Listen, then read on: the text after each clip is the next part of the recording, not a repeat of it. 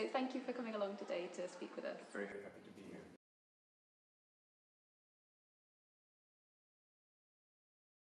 I understand that you were involved in the climate change mitigation assessment for the IPCC. Can you give an overview of the latest IPCC findings?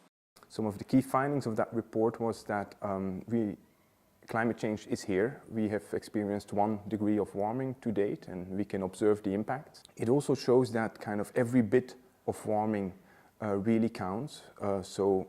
Impacts at 2 degrees are assessed to be significantly more severe than impacts at 1.5. Basically, we need to limit global carbon dioxide emissions to 0 by mid-century. It shows how we can do this and how this also can go hand in hand with sustainable development. This October report was described as a line in the sand. How do you hope that governments and businesses across the globe will act in response to the findings of the October report? This report is a special report. It was requested explicitly by the governments of the United Nations Framework Convention on Climate Change. That was in 2015 during the Paris negotiations.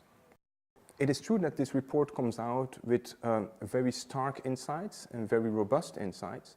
And it is good to see that this information is now also being fed back to the governments. And it's also really encouraging to see how governments are using it now in their national policy making. I mean, you can already see the EU making steps towards implementing the insights or acting in accordance with the insights of the report.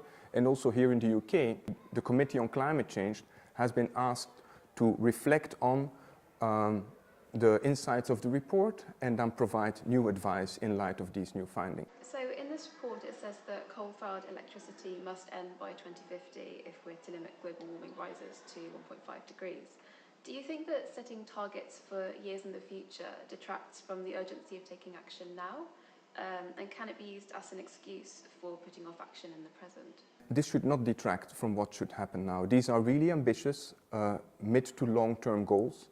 They can only be achieved if we start acting now. And this is also a message that came out of the report. By 2030 already, emissions should be roughly halved from today's levels. Now, this is not going to happen if we only think about it in 2029. This really needs us to start thinking, implementing and experimenting with policies today. Is it just a responsibility of governments and large companies to make drastic changes, or can consumer habits have a meaningful impact on mitigating climate change too? It is everybody's responsibility. Also as consumers and as citizens, we have choices that we can make and we have a responsibility to take.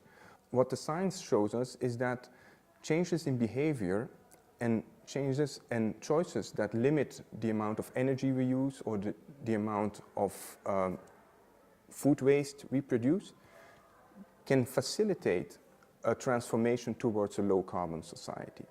At the same time, it's also clear that it is not just up to individual citizens to make choices. Some transitions really need a systematic or a more systemic change. And for that, we need governments, for that we need large businesses to also be put on a path towards a more low-carbon and sustainable future.